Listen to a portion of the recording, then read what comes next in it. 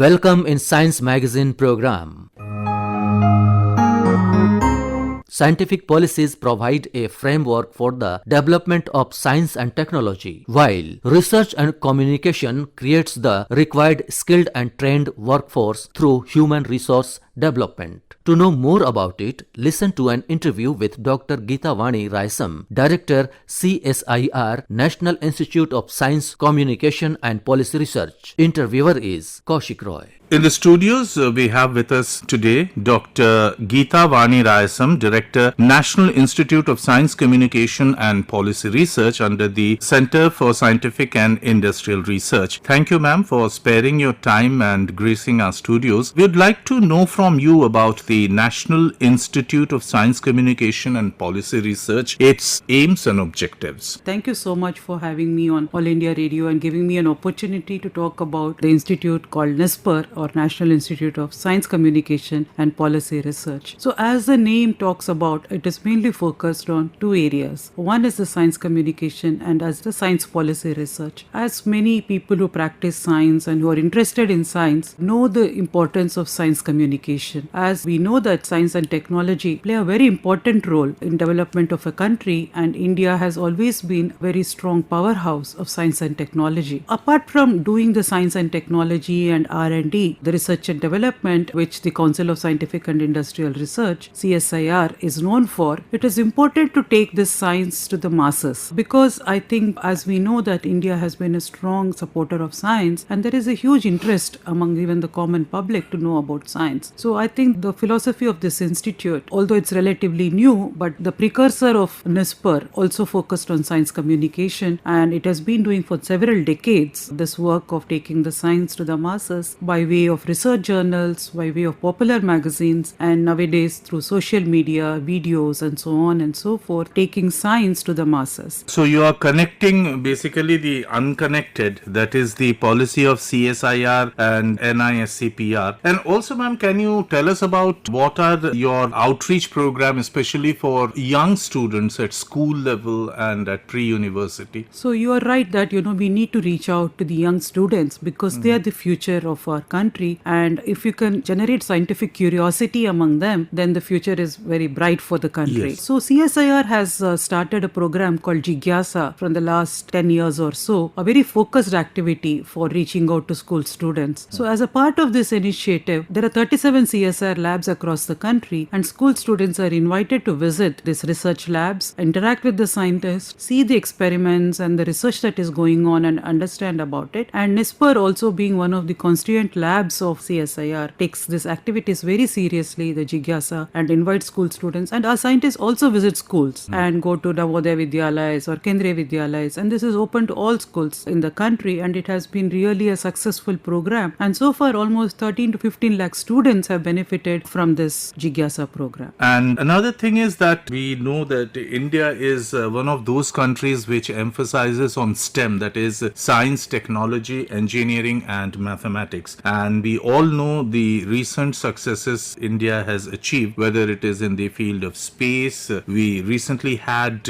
our astronaut, our pride, Shubhanshu Shukla, going to the International Space Station after almost 4.5 decades. And then we are a big name in space launches and also. What do you think are the areas that we need to focus on, and especially to, enthrall students to come forward and make a career in science? No, you rightly said India is very well-known space powerhouse in the world, and we are really known for low-cost but very high-impact space missions. It's widely acknowledged. So one thing I would like to talk about is space. Already everybody is fascinated, but there is also a lot of exciting science going on, which perhaps doesn't get as much coverage as space, because space is something which every child grows up with interest. So for example of COVID-19, during COVID-19, we could do those diagnostic tests so quickly. It's because of the scientific innovations which happened in the country, be it in terms of RT-PCR tests. India quickly support the testing that was going on. For instance, CSIR labs themselves did the testing for lakhs of during the COVID period, by especially in the initial phase. So there is a lot of contribution of scientists, which perhaps is not known in the common public, and the vaccines, for example, Yes. the way India could produce the vaccines and now have many vaccines which are first in the world also, like the DNA vaccine. So all this is because of the science and technology. So I would just like to tell the listeners that science is beyond space also. Space is definitely important, and now we have deep ocean mission. So either one hand you have the skies, another hand you have the deep ocean mission, and on the earth we have so many problems to solve, climate change or health, and all this can be done only through science and technology. And I think students should really consider having a career in science if you really want to make a difference in the lives of people. What are the innovations that NISCPR is involved in? Because India is also known to be global innovation powerhouse. So NISPER per se is not doing innovations of its own, because the mandate here is mainly to communicate and disseminate and come up with policies. But CSIR, on the other hand, is R&D organization which has come up with several innovations. For example, one is Aroma Mission, which has really touched the lives of the farmers. So their medicinal plants which have been developed by our research laboratories in Lucknow and in Palampur and Jammu, these plant varieties yield much more medicinal value and essential oils. And so we not only produce these varieties, but we help the farmers cultivate it and generate the essential oil, and they are able to increase their income by 30% at the minimum. This shows how science and technology can even empower the people, and this is one such innovation which I can talk about. And the other end of the innovations is, like, we know about sickle cell anemia, Yes. which affects many people, and there are research labs in a CSIR system, one in Hyderabad and one in Delhi, who are working on innovations, for testing, cheap diagnostic testing for the sickle cell anemia, and also for therapies, in fact, which is called as the gene editing, which is a very high-end technology, cutting-edge technology. Research is going on in CSIR labs to come up with therapies for sickle cell anemia. So these are some of the innovations that are being carried out. And for NISPER, the role is actually to communicate. There is this excellent research going on, and to bring to the public's notice that science and technology is being given a major impetus in the country. This way, you're also strengthening the grassroots development through science and technology. And ma'am, you spoke about your journals and the research papers that you publish and all that. So supposing a young budding scientist or someone who is interested in science and maybe writes in, can they get a chance to get their publication on NISPER? Now, that's a very good question, and I think we have a popular magazine called Science Reporter, which many of you have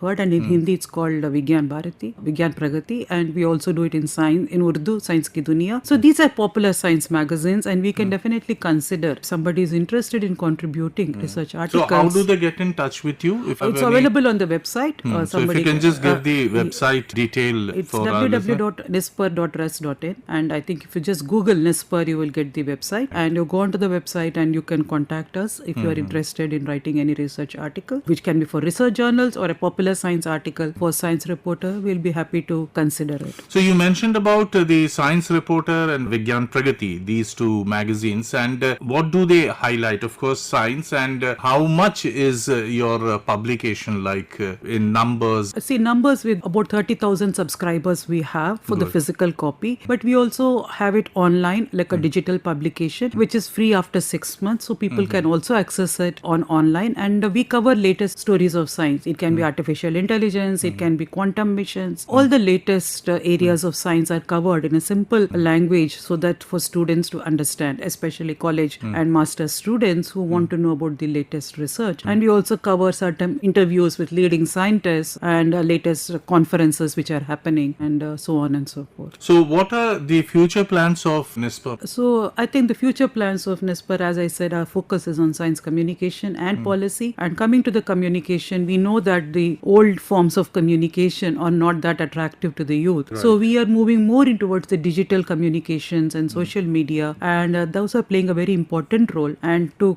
actually to have a conversation with the youth, we need to adopt these models, and this is what we are focusing on. And we also have initiatives like the SMCC, which is the Science Communication Media Center. It's for all the science and technology ministries to cater to their communication needs. This is something which has been set up. And also second part is again science communication. Now we know with the use of artificial intelligence and social media, a lot of disinformation Yes. and misinformation is a common problem. So I think institutions like NISPER have the onus to communicate the correct science and to counter some of these initiatives. So I think that's another role which NISPER Yes. should be taking going forward. And on the policy front, again, science policy is also very important aspect. And we know India has had many policies coming over the several years. And I think now again we are in a time of rapid change. Yes. Like if we know artificial intelligence, every day there is some development. So how does one build science policies? And when you have gene editing and quantum missions, so I think it's time for us to be like what I call it dynamic policy making. Earlier you could make a policy and not worry for 10 years. It would hold true at least for 10 years. But now I think we are in a stage where the policy makers also have to be dynamic. And I hope NISPER will play a role of bringing all the stakeholders together, because NISPER is uniquely positioned being a part of CSIR and the science and technology. But we can also communicate with other stakeholders, like bring the industry, the users of technologies, the social scientists. So we can act as a platform for bringing all these diverse stakeholders together and coming out with policy recommendations which the government can adopt. You mentioned a very interesting aspect, that is AI, artificial intelligence, and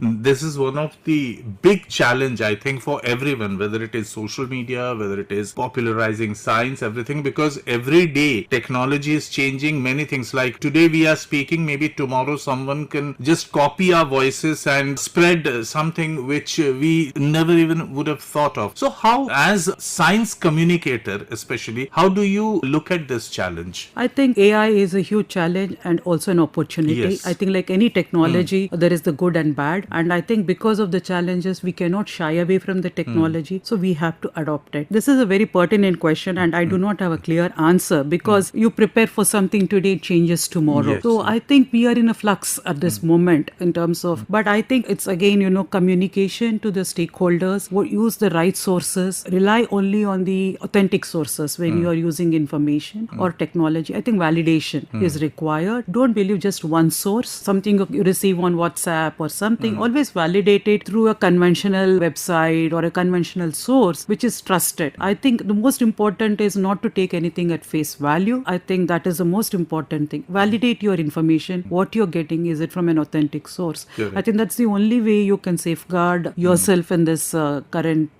dynamic scenario. Absolutely, and that is something which we called as fact checking, because as we saw in the last 5 or 6 years, there has been huge spur where fake news, things which have not happened, events which have not taken place are simply, they get a lot of traction on social media and other places. So this is, as you rightly mentioned, both an opportunity and a challenge. And you have mentioned about the SMCC. So if you can throw a little bit more light on SMCC. As I said, SMCC is an initiative which our Honorable Minister Dr. Jitendra Singh Ji initiated, because it was with the idea that the entire science and technology ministries, as we can work synergistically, because rather than working in silos, we can all come together and give a unified message of science and technology. And so we are utilizing various methods. As I said, it could be social media, it could be through videos and through different magazines, and also in a very entertaining way can we take the message of science to the people and about the innovations that are coming in biotechnology or in earth sciences or in Department of Science and Technology and CSIR, of course. So how these organizations are contributing to the country's economic development through science and technology is a message that we want to take to the people of the country, and SMCC is a tool or a platform we are utilizing for that. Dr. Geeta Vani Rayasam, Director of the National Institute of Science, Communication and Policy Research. We thank you, ma'am, for joining us in the studios today and telling us, informing our listeners in detail about NISPER and its role in science communication. Thank you very much indeed. Namaskar. Namaskar. Thank you so much.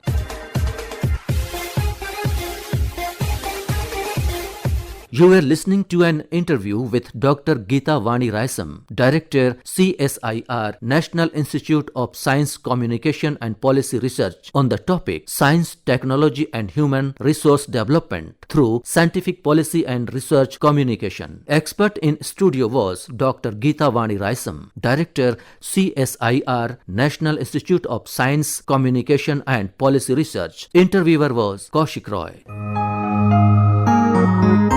Narrated by Kamal Kishore Badaik and produced by Dilip Jha. This broadcast came to you from Indraprastha channel of Akashvani Delhi.